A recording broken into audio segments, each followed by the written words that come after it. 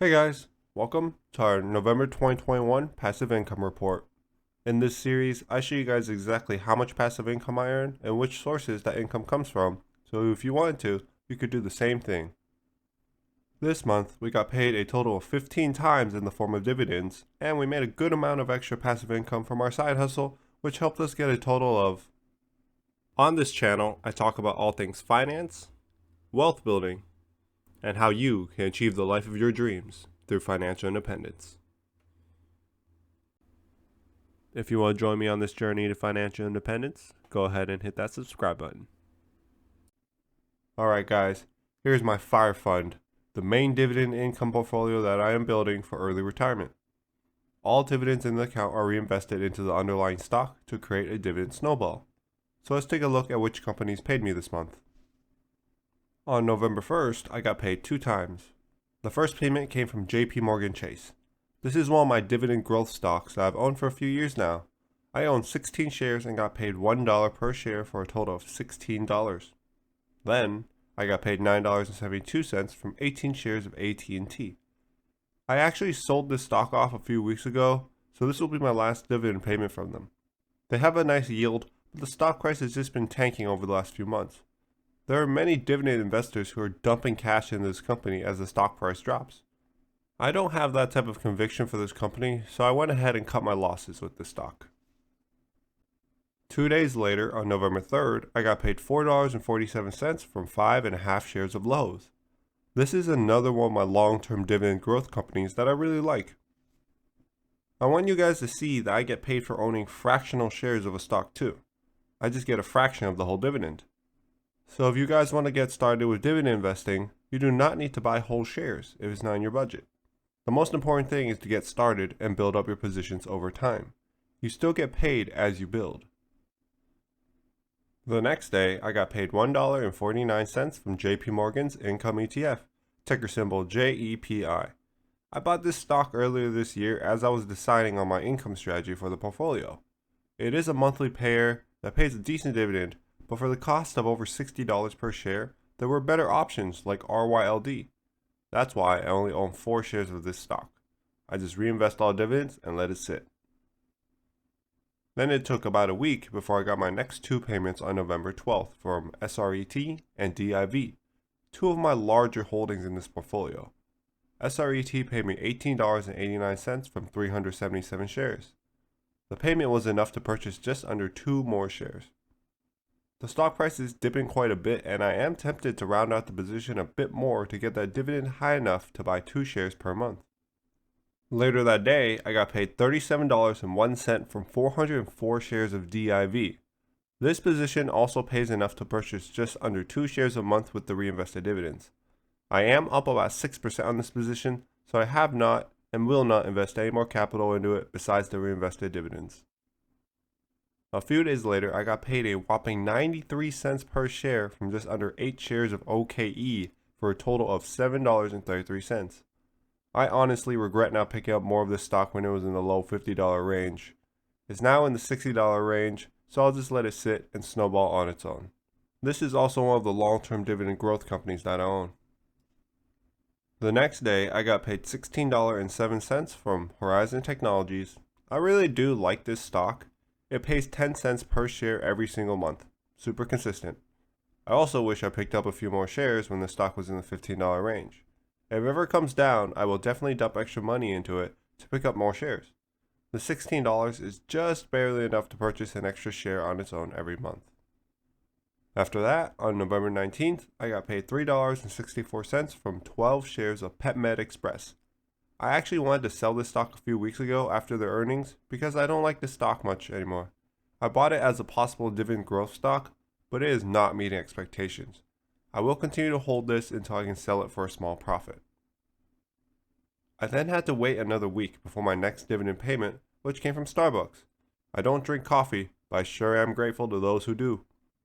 Starbucks paid me $17.86 from 36 shares. A few days after that, I got paid $16.06 from 85 shares of NUSI. This stock is honestly not one of my favorites. It's included in the quadfecta strategy to offer downside protection in market downturns, But if I'm not selling anything during bad times in the market, do I really need that protection at the cost of income? I'm not so sure. I will continue to invest in this position until the monthly dividends are enough to purchase one share a month on its own. I'll just slowly build up the position though. Then on the next day, I got paid $20.28 from 153 shares of SPHD. This stock has little to no growth. It reminds me of Coca-Cola, safe and boring. I did build up quite a large position in it, and I am happy it's a monthly payer, but I do wish I did not have so much money tied up in it. Maybe I'll sell a covered call on it, but the expirations are so far apart, it's not really worth much. But I will think about it. It wouldn't hurt to redistribute some of the funds from this position anyways. And lastly are my two payments from RYLD and QYLD. They were announced a few weeks ago, and they are part of the November bucket of dividends. I will get a December payment from them later on as well. Then, RYLD paid me $30.62 from 120 shares, also enough to buy more than one share from the dividend reinvestment. This is my absolute favorite stock in the quadfecta portfolio. QYLD paid me $23.44 from 104 shares, which is enough to purchase one share on its own. That makes me really happy. Due to the high dividend of these covered call ETFs, they are providing more income for less capital. The market is dipping a lot this week, and I'm taking the opportunity to pick up as much of this stock as I can. The quadfecta snowball is speeding up every single month, and its progress I can see and feel. So for the month of November 2021, I got paid a total of $226.70 from dividends, a large increase over last month's $177.10. This is a much larger increase than I anticipated, but that's the power of consistency and compounding. Now let's walk through my other sources of income. I got paid more interest than usual for my high interest savings account through Yada Bank, where I keep my 6-month cash emergency fund. I got notified that a few of you also signed up for Yada through my referral link in the description, and you did get a few bonuses. If you or someone you know has cash just sitting in a regular checking or savings account, and you want to be able to earn some weekly passive income 100% risk-free, then check out the Yada Bank referral in the description below. We got no more real estate income, and I don't ever think I will get back into real estate investing, so this column will drop off in the future. And my last source of passive income comes from my options trading. This was my best month so far, generating just under $800 for the month. The beginning of the month was great, but things got really rocky near the last 2 weeks, so I'm taking a week off to clear my head. This is a little stressful, but it's a great source of passive income for little to no work. So for the month of November 2021, I got paid a total of $1,032.35 in passive income. So this month I was actually able to hit my monthly goal of at least $1,000 a month in passive income. I have not hit this goal since I lost my real estate income. I really hope I can consistently hit this goal, but we will have to see how things go in the market next month. The last thing I wanted to show you guys is my YouTube journey to monetization. This month, our number of subscribers increased from 1,644 to 1,677. I want to welcome all of our new subscribers. Thanks for joining us on this journey. And I want to thank all of you who have been with me all these months. My channel is still relatively new, and all of you keep me motivated. YouTube requires 1,000 subscribers, so we have achieved the subscriber goal, and I am very grateful for all of you new and returning viewers. As for our watch hours, we had a nice jump from 3,355 to over 3,700 this month.